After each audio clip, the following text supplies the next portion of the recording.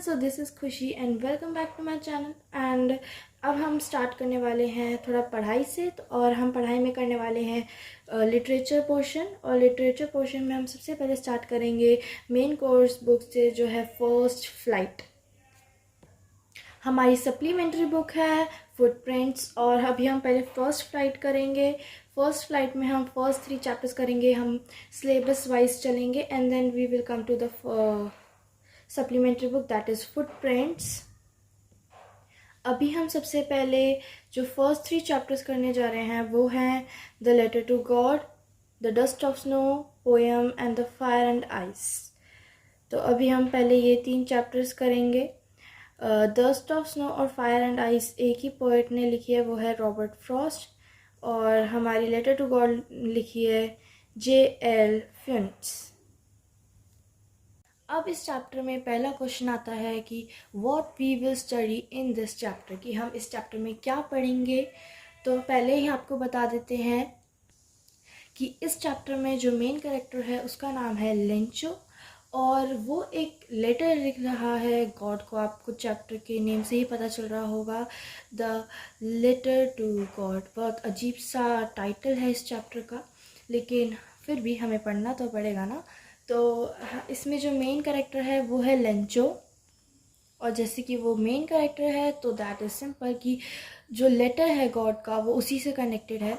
तो हमें ये चीज़ तो पता चलती है कि उसमें बहुत फेथ है गॉड को लेके, लेकिन वो किस सिचुएशन में और क्यों लेटर लिख रहा है हम इस चैप्टर में वो पता करेंगे। So here we have to start the chapter.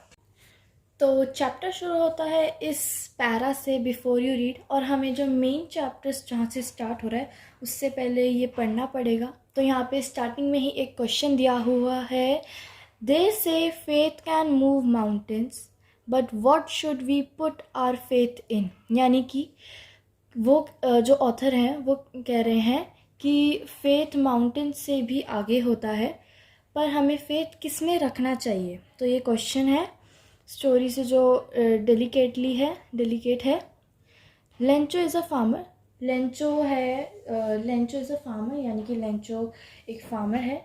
इसमें जो लेंचो है वो है एक प्रोटैगनिस्ट मीन्स मेन लीड और लीडिंग कैरेक्टर या फिर main character. Next, who writes a letter to God, यानी कि क्लियर मेंशन है कि लेंचो है जो लेटर लिख रहा है, और इससे पता चलता है कि उसे गॉड में कितना फेथ है। When his corns are ruined, जब उसके कॉर्न्स डैमेज हो गए थे, आस्किंग फॉर 100 पीसोज, यानी कि लेटर में ऑब्वियस जैसे मेंशन है 100 पीसोज, उन्होंने गॉड से 100 पीसोज की डिमांड की होगी। तो नेक्स्ट क्वेश्चन अब आते हैं 2 और, कि क्या लेंचो का लेटर गॉड तक पहुंचा, और नेक्स्ट है क्या उन्हें मनी मिली गॉड से। और अब हमें उन 2 क्वेश्चंस का आंसर निकालने के लिए चैप्टर पढ़ना है। तो यहाँ पे चैप्टर स्टार्ट होता है द हाउस, यानी कि अच्छे से मेंशन है द हाउस, यानी कि पहले वो हाउस के बारे में बताएंगे। The only one in the entire valley, वो पूरी वैली में एक अकेला हाउस था जो कि set on the crest of a low hill. Crest मतलब टॉप ऑफ अ हिल, जो कि क्रेस्ट यानी कि टॉप ऑफ अ हिल के लोअर पार्ट में था। फ्रॉम दिस हाइट मतलब लोअर पार्ट की हाइट से हम रिवर देख सकते हैं, और the field of ripe corn, और जो रिप कॉर्न की फील्ड है यानी कि पके हुए जो कॉर्न है, कॉर्न यानी कि भुट्टा, वो फील्ड देख सकते हैं। फिर यहाँ पे मेंशन है the dotted with the flowers that always promised a good harvest, यानी कि जो फील्ड है उसमें डॉटेड फ्लावर्स हैं, जो फ्लावर्स है उसमें थोड़े डॉट्स हैं जो कि ये बताते हैं कि जो ये प्रॉमिस करते हैं, यानी कि ये बताते हैं कि जो हार्वेस्ट है वो अच्छी हुई है। नेक्स्ट मेंशन है the only thing the earth needed was the downpour और एटलीस्ट अ शार। नेक्स्ट ये मेंशन है कि जो अर्थ को बस एक चीज़ चाहिए थी वो थी डाउनपोर, यानी कि थोड़ी सी हल्की हल्की बारिश, और शार मतलब रेन। दोनों रेन के टाइप्स हैं, थोड़ा सा फ़र्क होता है। शार होता है when you take a bath in shower type of that, और डाउनपोर होती है स्लोली टाइनी ड्रॉप्स गिरना। Next, throughout the morning, उस मॉर्निंग जो लेंचो हैं, who knew his fields intimately, had done nothing else but see the sky towards the northeast. यहाँ पे अब बोला जा रहा है who knew his field, यानी कि बोला जा रहा है कि जो वो जानते हैं कि उनकी फील्ड को क्या चाहिए, और नेक्स्ट है कि और कुछ नहीं पर अब उन्होंने स्काई की तरफ देखा है नॉर्थ ईस्ट की डायरेक्शन में। नेक्स्ट हमारा शुरू होता है next para. Now we are really going to get some water. Women, ये वुमेन ने कहा है कि now we are really going to get some water. The women who was preparing supper, जो वुमेन है इस दो लाइन में वो है लेंचो की वाइफ, एंड द सपर का मतलब होता है डिनर, तो वो डिनर प्रिपेयर कर रही थी। Replied, yes, God willing. The older boys were working in the field, जो ओल्डर यानी कि बड़े बच्चे थे लेंचो के, वो फील्ड में काम कर रहे थे। while the smaller ones are playing near the house until the woman called to them all. और जो छोटे बच्चे थे लेंचो के वो घर के आगे यानी कि घर के पास खेल रहे थे, और जब तक यानी कि वुमेन यानी कि जो उनकी वाइफ है उन्होंने उन्हें सबको नहीं बुलाया कम फॉर डिनर, उन्होंने उनको बुलाया come for dinner. It was during the meal that just as Lencho had predicted big drops of rain began to fall, यानी कि मील टाइम में लेंचो ने प्रिडिक्ट किया था कि जो रेन ड्रॉप्स हैं वो गिरेंगी। In the northeast, huge mountains of clouds could be seen approaching. Northeast की तरफ huge mountains of clouds यानी कि बड़े बादल देखने को मिल रहे हैं। The air was fresh and sweet. तो जो एयर है, आपको यहाँ पे क्वेश्चन आ सकता है कि एयर कैसी थी या फिर वेदर कैसा था। The air was fresh and sweet. The man went out for no other reason than to have the pleasure of feeling the rain on his body. जो मैन यानी कि लेंचो है वो बाहर गए थे किसी और रीज़न के लिए नहीं, बल्कि जो प्लेजर ऑफ फीलिंग है, जो फीलिंग है उसे फील करने के लिए ऑफ रेन अपनी बॉडी पे। And when he return he exclaimed, यानी कि जब वो घर में वापस आए होंगे उन्होंने बताया, These aren't raindrops falling from the sky. ये रेन ड्रॉप्स नहीं हैं जो स्काई से गिर रहे हैं। दे आर न्यू कॉइन्स, वो नए कॉइन्स हैं। The big drops are 10 cent pieces, जो फिर लेंचो ने जो बिग ड्रॉप्स हैं रेन के उन्हें 10 सेंट पीसेस से कंपेयर करा है, और द लिटिल वंस उन्होंने 5 सेंट पीसेस से कंपेयर करा है। So now with a satisfied expression he regarded the field of ripe corn with its flowers. तो यहाँ पे जो लेंचो ने प्रिडिक्ट किया था कि बारिश होगी, तो उसके लिए यहाँ पे सेटिस्फाइड एक्सप्रेशन यूज़ हुआ है, यानी कि उन्हें सेटिस्फाई यानी कि उन्होंने जो बोला था वो फुलफिल हो चुका है। He regarded the field of ripe corn with its flower. हमारी नेक्स्ट लाइन आती है draped in a curtain of rain. Draped होता है जैसे हमारी मदर्स जब साड़ी को ड्रेप करती हैं, उसी तरह जो बारिश थी वो उसने एंटायर फील्ड को अपने कर्टन में यानी कि उसको पूरे अच्छे से ढक लिया था, ड्रेप कर लिया था रेन से। Next, but suddenly a strong wind began to blow, and along with the rain very large hailstones began to fall. Next हमारी आती है जैसे एक तरफ तो सब कुछ बहुत अच्छा था, रेन हो रही थी स्लोली, पर एकदम से जो बहुत तेज़ी से जो हवा थी वो चलने लगी, और बारिश के साथ साथ बहुत बड़े बड़े हेलस्टोन्स गिरने लगे। हेलस्टोन्स को हिंदी में ओले भी बोलते हैं। Next, these truly did resemble new silver coins. पहले लेंचो ने जो बिग ड्रॉप्स और स्मॉल ड्रॉप्स को 10 सेंट पीसेस और 5 सेंट पीसेस से कंपेयर किया था, लेकिन अब वो इन हेल स्टोन्स को सिल्वर कॉइन से, क्योंकि इनका कलर थोड़ा शेड में सिल्वर आता है की तरह उसने कंपेयर किया, सिल्वर कॉइन यानी कि चांदी के सिक्के से उसने कंपेयर किया। Next, the boys exposing themselves to the rain ran out to collect the frozen pearls. तो अब बॉयज़ हैं वो बाहर गए भागे भागे, और जो फ्रोज़न पर्ल्स यानी कि फ्रोज़न यानी कि बर्फ़, और पर्ल्स यानी कि जो मोती होता है। तो जब हम छोटे होते हैं या फिर हम किसी छोटे बच्चे को दिखा रहे होते हैं कि, या फिर हमारी मदर्स जब हमें दिखाती हैं कि ये देखो ये, तो उनका शेप थोड़ा पर्ल टाइप का होता है, वो वाइटिश कलर के होते हैं। तो उनके बच्चों ने नहीं देखा कि बारिश हो रही है, वो भीग जाएंगे, वो बाहर गए भागे भागे और वो उन्हें कलेक्ट करने लगे। It's really getting bad now, it's really getting bad now exclaimed the man. अब वो जो मैन यानी कि लेंचो है वो बोल रहा है कि, या फिर वो सोच रहा है कि जो ये बहुत बुरा हो रहा है। I hope it passes quickly. अब वो कह रहा है कि वो होप करता है कि वो ये जो हेल स्टॉर्म है ये जल्दी पास हो जाए, जल्दी चली जाए। नेक्स्ट आता है, it did not pass quickly, वो जल्दी नहीं गया। For an hour the hell rained on the house, 1 घंटे तक, यानी कि एन आवर यानी कि 1 घंटे तक जो हेल रेन है वो हाउस पे हुई, द गार्डन में हुई, हिल साइड पे हुई, कॉर्न फील्ड में हुई, और पूरी वैली में हुई। द फील्ड वॉज वाइट, जो सारी फील्ड थी या वैली थी वो वाइट हो गई थी, बिकॉज हेल स्टोन्स का कलर वाइटिश होता है, इस वजह से फील्ड वाइट दिख रही थी। वो बर्फ़ नहीं थी, स्नो नहीं थी, पर वो हेल स्टोन्स थे।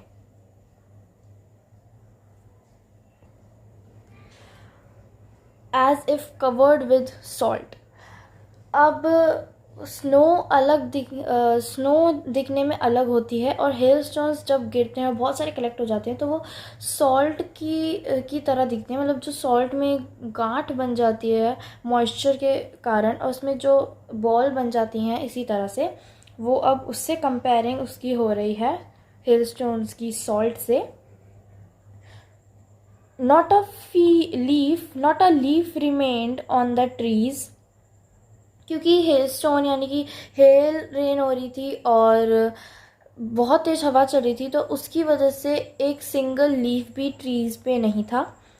The corn was totally destroyed, जो कॉर्न फील्ड थी और कॉर्न थे उसके अंदर वो पके हुए भुट्टे, वो बिल्कुल डिस्ट्रॉय यानी कि बिल्कुल ख़राब, यानी कुछ भी नहीं रहा था फील्ड में।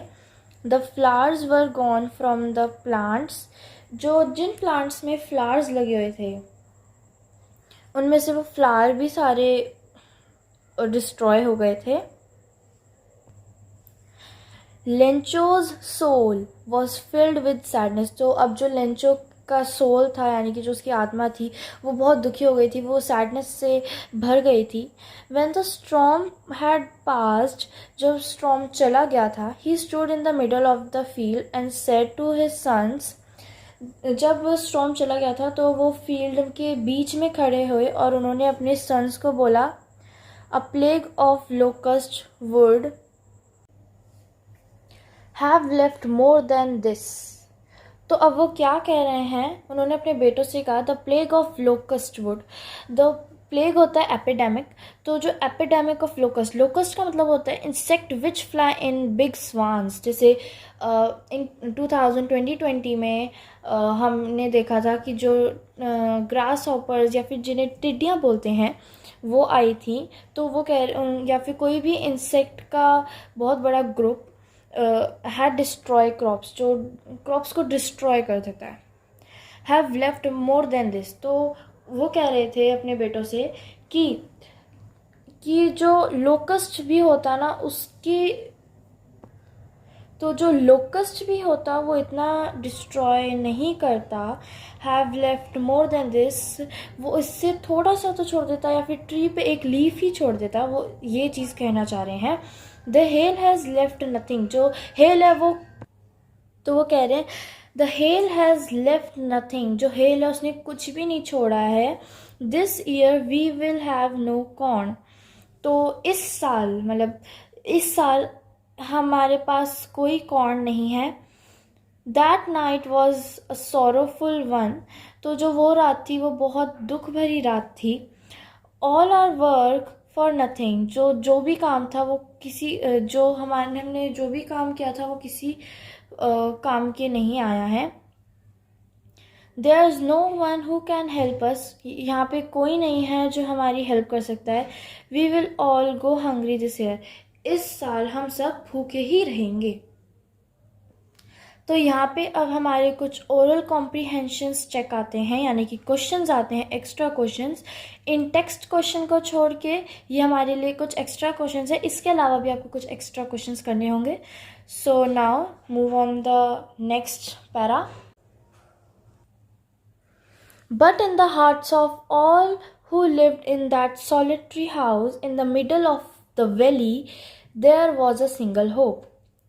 But यानी कि जो हार्ट्स हैं, दिल हैं जो, और ऑफ ऑल हु लिव्ड यानी कि लेंचो उसकी फैमिली के बारे में बात हो रही है, उनके दिल में जो कि अकेला घर है उस पूरी वैली के बीच में, there was a single hope, एक सिंगल होप है, हेल्प फ्रॉम गॉड, यानी कि गॉड से मदद लेना।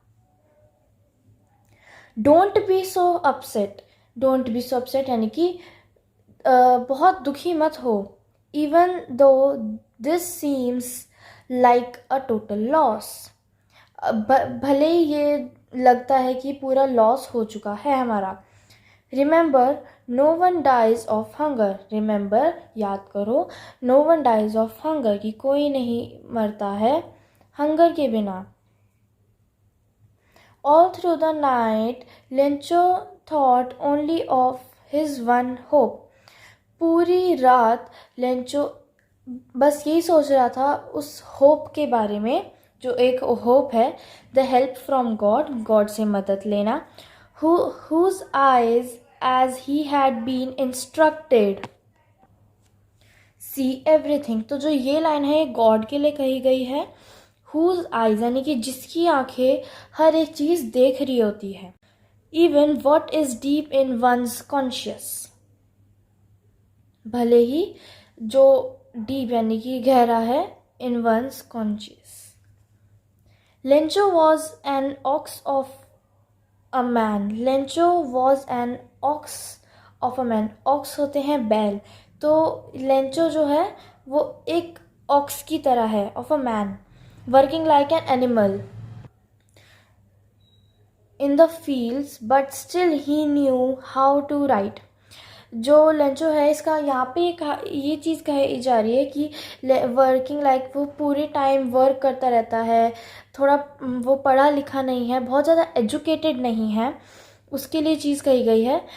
इन the but still he knew how to write, पर वो तब भी जानता है, थोड़ा तो वो जानता है कि वो कैसे लिखना चाहिए, कि कैसे लिखते हैं। द फॉलोइंग संडे, आने वाला Sunday, at day break he began to write a letter, day break उसने लेटर लिखा, which he himself would carry to town, जो वो खुद जाके टाउन तक मतलब टाउन तक कैरी करेगा, and place in the mail, और उसे फिर मेल में दे देगा, मेल बॉक्स में डाल देगा, फिर मेल पोस्ट ऑफिस पे दे देगा। He was nothing less than a letter to God, और कुछ नहीं था, वो बस एक लेटर लिख रहा था गॉड को, God.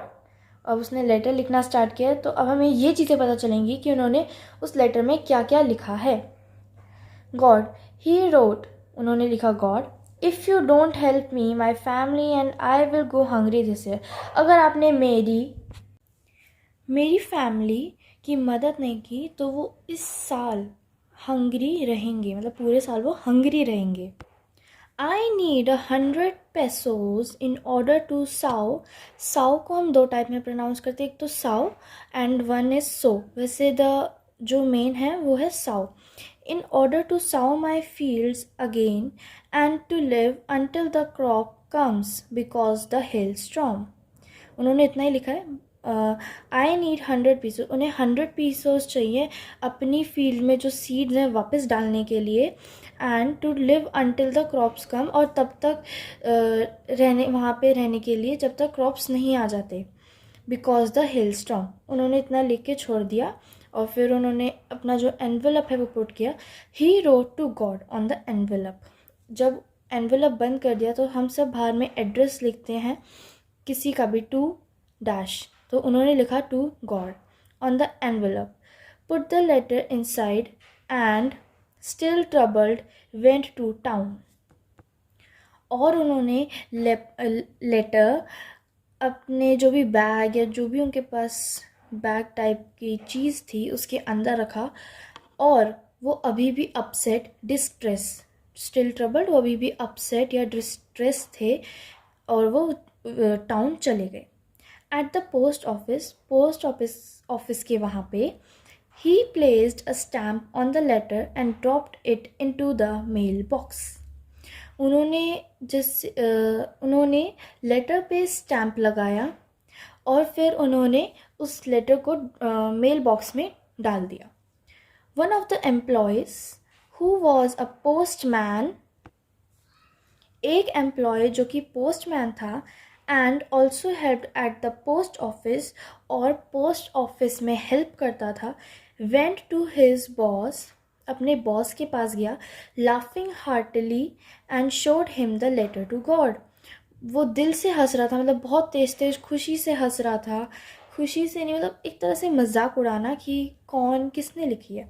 And showed him the letter to God, और उसने अपने बॉस को वो लेटर लिखाया जिसपे वो लेटर दिखाया जो लेंचो ने लिखा था टू गॉड, मतलब जो लेटर गॉड को लिखा गया था। Next, never in his career as a postman had he known that address.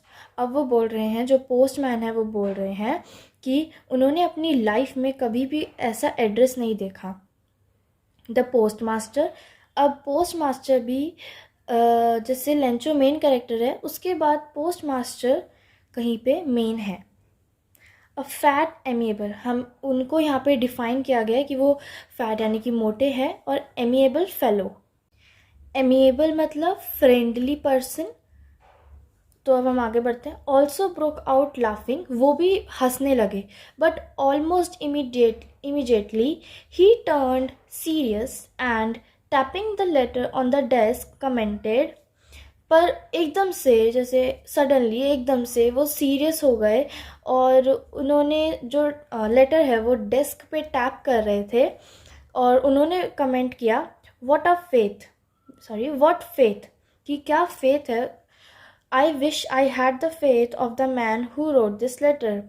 फिर उन्होंने कहा कि आई विश, मेरी इच्छा है कि मैं उस मैन को देखूं जिसने ये लेटर लिखा है, उस मैन में जो फेथ है वो उसे देखना है। Starting up a correspondence with God, यानी कि कॉरेस्पॉन्डेंस मीन कनेक्शन या सिमिलैरिटी के साथ उन्होंने गॉड के साथ स्टार्ट किया। So in order not to shake the writer's faith in God, यानी कि अब जो पोस्ट ऑफिस में जो बॉस यानी कि जो पोस्ट मास्टर है वो कह रहे हैं ये चीज़। So in order not to shake the writer's faith in God, यानी कि राइटर्स का फेथ ना शेक करने के लिए, उनका विश्वास गॉड में से ना उठाने के लिए, the post master came up with an idea. तो जो पोस्ट मास्टर है वो उनके पास एक आइडिया आया है, आंसर द लेटर, यानी कि वो अब उस लेटर का आंसर देंगे। But when he open it was evident that to answer it he needed something more than good will. तो जब वो आंसर देने की सोच रहे थे तो उन्होंने जब लेटर खोला, उन्होंने देखा कि लेंचो को सिर्फ आंसर नहीं चाहिए, उससे तो 100 पीसेस चाहिए, उसे तो पैसे चाहिए, और सिर्फ आंसर करने से कुछ नहीं होगा, हमें उसके लिए आंसर से ज़्यादा कुछ और भी करना होगा। इंक एंड पेपर, इंक और पेपर के अलावा।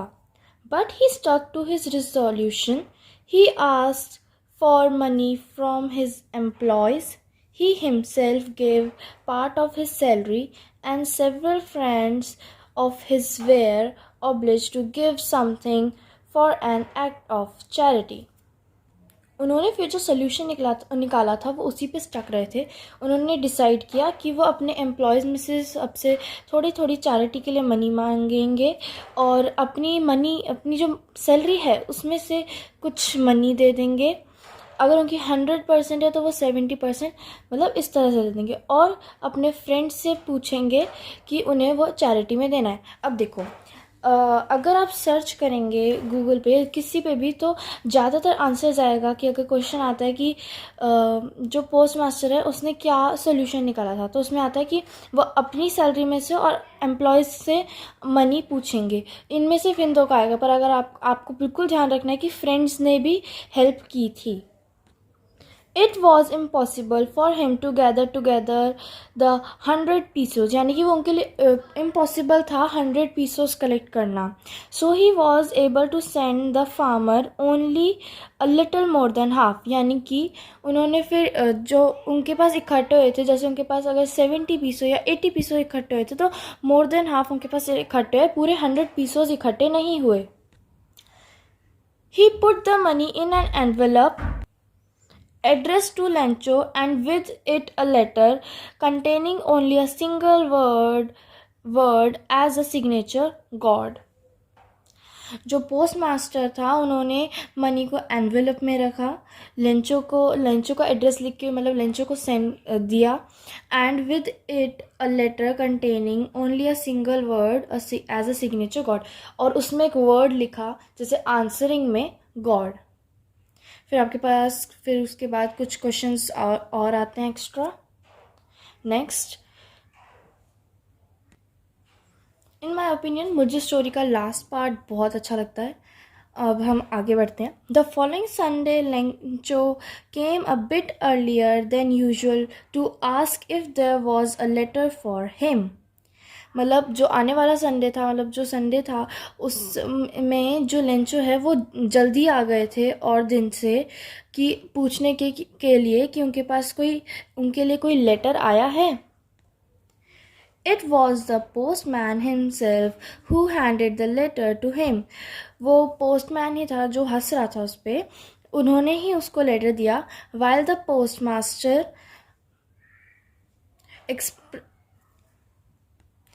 experiencing the contentment of a man who has performed a good deed looked on from his office.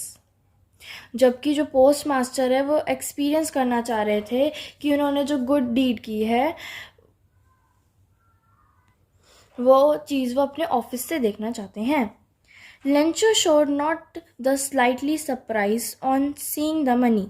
Lencho ने सरप्राइज़ नहीं दिखाया क्योंकि भाई अगर उसे बहुत फेथ है और अगर उसके लिए लेटर आया है तो दैट इज़ ऑब्वियस कि ज़्यादा सरप्राइज़ नहीं होगा. जैसे अगर हम किसी को लेटर लिख रहे हैं और हमें पूरा यकीन है कि वो रिप्लाई में भी लेटर देंगे हमें, तो हमें ज़्यादा सरप्राइज़ नहीं होगा.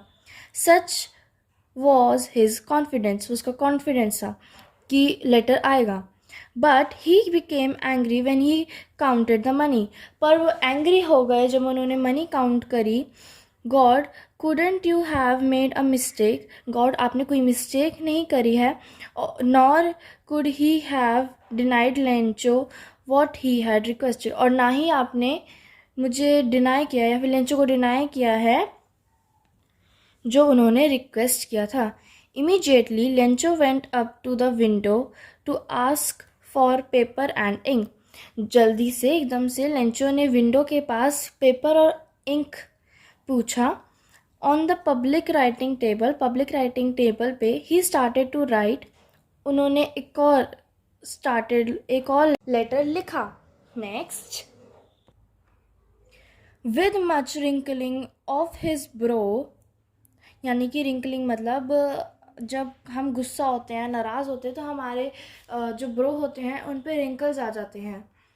caused by the effort he had to make the express his ideas. उस लेटर में उन्होंने वो लिखा जो उन्होंने आइडियाज़ एक्सप्रेस करे हैं. When he finished, he went to the window to buy a stamp which he licked and then affixed to यानी कि व्हेन ही फिनिश, जब उन्होंने लेटर ख़त्म कर लिया, उन्होंने अपने आइडियाज़ एक्सप्रेस कर दिए, he went to the window, वो विंडो गए जहाँ से उन्होंने इंक और पेपर लिया था, या फिर दूसरी विंडो पे गए, बाय अ स्टैम्प, उन्होंने स्टैम्प खरीदी, एंड लिक्ड, पहले क्या होता था स्टैम्प को पीछे से लिख करके तब उसे लगा देते थे, अब शायद ग्लू आती है, पर पहले उसमें ग्लू होती थी, उसे वेट करने के लिए, गीला करने के लिए उसको लिक करा जाता था, एंड देन फिक्स्ड, और तब उन्होंने उसे उस पर फिक्स कर दिया, टू द एनवेलप पे, with a blow of his fist, fist का मतलब कि जब उन्होंने एनवेलप लिया, उसे लिख के और लेटर पे रखा, तो उन्होंने उसे टैप किया बहुत ज़ोर से ताकि वो अच्छे से पेस्ट हो जाए। The moment the letter fell into the mail box, उस मोमेंट पे जो लेटर था वो उन्होंने मेल बॉक्स में डाल दिया। The post master went to open it, जो पोस्ट मास्टर थे यानी कि जो बॉस थे या पोस्ट मास्टर थे वो खुद वहाँ गए और उन्होंने वो लेटर निकाला और उसे खोला। इट सेड, उसमें लिखा था, God of the money that I asked for, God, जो मनी मैंने जितनी आपसे पूछी थी, ओनली 70 पीसोज रीच्ड मी, सिर्फ 70 पीसोज मेरे पास पहुँचे हैं, यानी कि उन्होंने 100 मांगे थे। हमें पीछे वाली लाइन याद करनी चाहिए, मोर देन हाफ ऑफ, तो मोर देन हाफ में 70% ही आता है प्रोबेबिलिटी, 80% वॉज बाय चांस। उनके पास उतनी ही मनी आई है। सेंड मी द रेस्ट, उन्होंने फिर बोला कि मुझे बची हुई मनी दो, since I need it very much, क्योंकि मुझे वो बहुत ज़रूरी चाहिए। जैसे हमें पता है उनकी फैमिली बहुत परेशान है, अपसेट है, डिस्ट्रेस्ड है, क्योंकि उनके पास क्रॉप्स नहीं है, उनका डैमेज हो गया था हेल स्टॉर्म की वजह से, और उनके पास खाने के लिए भी कुछ नहीं है। But don't send it to me through the mail, पर फिर अब उन्होंने बोला है, पहले तो उन्होंने ये चीज़ नहीं लिखी थी, मतलब मेल से ही आने दो, पर अब उन्होंने लिखा है कि मेल से मत आने देना या फिर मेल के थ्रू मत भेजना, because the post office employees, क्योंकि जो पोस्ट ऑफिस में एम्प्लॉयज़ यानी कि जितने भी लोग हैं एम्प्लॉयज़, या क्योंकि जो पोस्ट मास्टर से नीचे होते हैं वो भी, आर बंच ऑफ क्रूक्स, वो एक क्रूक्स का बंच है। क्रूक्स का मतलब होता है वो पर्सन जो डिसऑनेस्ट होता है, क्रिमिनल होता है, यानी कि सच्चा नहीं होता है। लेंचो, फिर उन्होंने बाद में लिख दिया लेंचो, यानी कि एंड में हमेशा अपना नाम लिखते हैं, उन्होंने वो लिख दिया। गाइस, तो यहाँ पे हमारी स्टोरी फिनिश होती है, एक्सप्लेनेशन फिनिश होती है। यहाँ पे फिर हमारे कुछ और एक्स्ट्रा कॉम्प्रिहेंशन चेक आते हैं, ओरल कॉम्प्रिहेंशन चेक। आपको स्टोरी पढ़नी चाहिए ये, और मुझे आप ज़रूर बताइए आपको कौन सा पार्ट अच्छा लगता है। मुझे तो लास्ट पार्ट इस स्टोरी का बहुत अच्छा लगता है। Thank you.